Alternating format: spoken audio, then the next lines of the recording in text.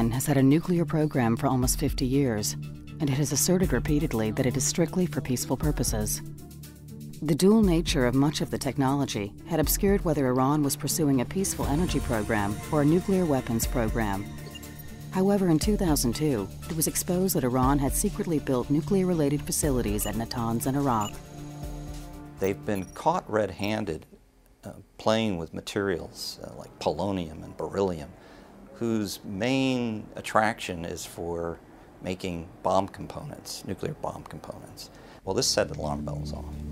3 years of intensive inspections by the International Atomic Energy Agency, or IAEA, further revealed that Iran, at its Natanz centrifuge facility, had been secretly producing highly enriched uranium, one of the main ingredients needed to produce nuclear weapons. I think the international community has rejected Iran's claim that their nuclear program is for peaceful purposes because they are clearly lying through their teeth. They are obligated under the terms of the treaty to reveal all their nuclear-related activities. For 17 years, they kept all those activities hidden. In fact, Iranian officials delayed inspections, changed explanations for discrepancies, cleaned up facilities, and even destroyed a site to cover up their activities.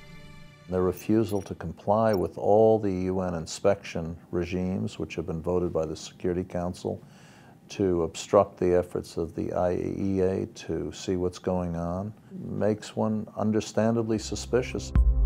Experts also question the economics of Iran's so-called peaceful nuclear program. Principally, in Iran's case, they are sitting on some of the largest reserves of natural gas, a relatively clean burning fuel.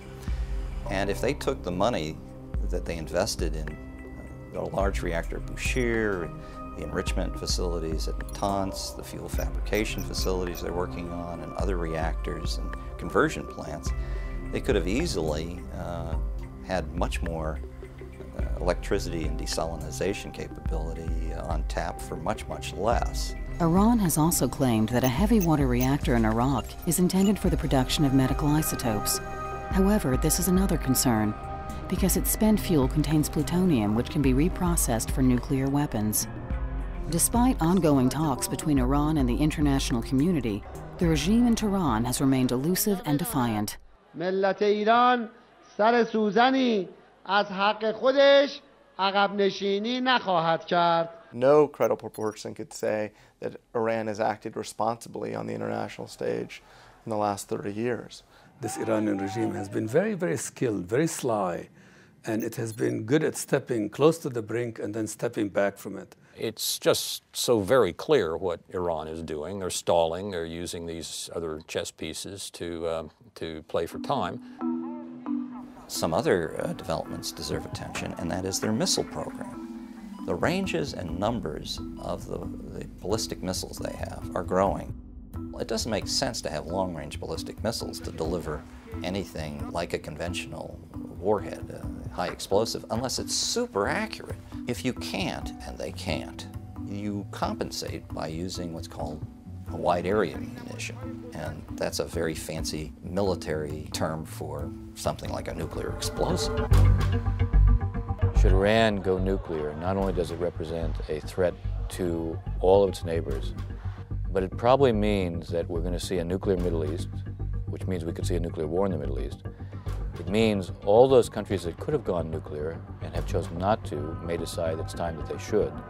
A nuclear Middle East spawned by a nuclear Iran, a state sponsor of terror. If you take a look at Iran's influence today, it has reached all the way to the Mediterranean. It has come to Beirut. The Iranians subsidize Hezbollah in Lebanon. They pay for it. They subsidize its television channel.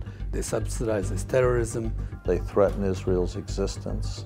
Their president is the most notorious anti-Semite since 1945, who seems to deny the undeniable reality of the Holocaust. They are doing their very best to disrupt the situation in Iraq by smuggling explosive devices across the border, by spending huge amounts of money to stir up terrorism in Iraq. It would be complicated enough even without a nuclear Iran. You throw a nuclear Iran into the mix, this entire landscape is completely destabilized. Since the Islamic Revolution in 1979, Iran has embarked on a mission of dominance and intimidation. We see a leadership that doesn't respect human rights. On the contrary, it denies them. We see a leadership that obviously was responsible for the seizure of American hostages. No one knew it at the time, but that was the first warning sign of the world we now live in. This is a regime which is not open to the outside world. This is a radical theocracy. It's a dictatorship. It's cracked down time and again on student demonstrations, has treated the minorities in Iran, the Arabs, the Azeris, Kurds, others, terribly. I've often described the Iranian objective in the region as being a little bit like becoming the Sopranos. Basically, everyone's going to do what they want or their house is going to burn down. Well, if they have nuclear weapons, their capacity to intimidate, to coerce, is far greater than it is today. Just how close is Iran to having nuclear weapons capability? If Bushehr comes online as intended, roughly in about a year, within an additional year, it will have in it enough material to make anywhere between 30 and 60 crude nuclear weapons. What we don't want to do is find out that they're much closer than we realize. And what we want to do is we want to stop this process now. We have to let the world know that we're united against a nuclear Iran, that there is no way a nuclear Iran is acceptable to us or to the rest of the world. We need to make sure that they know full well that for them or any other country that continues to taunt the rules, withdraw from treaties that they've violated, or test a nuclear device, that there will be severe economic, political, and possibly military consequences. What can be done to arrest, stop, and hopefully reverse, Iran's march to nuclear weapons? I think it's a big question. And it's not just a big question for American power. It's a question for the Israelis. It's a question for the Europeans. This is not an American agenda, it's a global agenda. There are very few things that will be more important than for the American people to speak in a collective way, with a national voice, a nonpartisan voice, stand up and say, we are not going to have a nuclear Iran. Americans may share different politics and parties, from Republican to Democrat to Independent, but this isn't about politics. This is about the danger of a nuclear-armed Iran.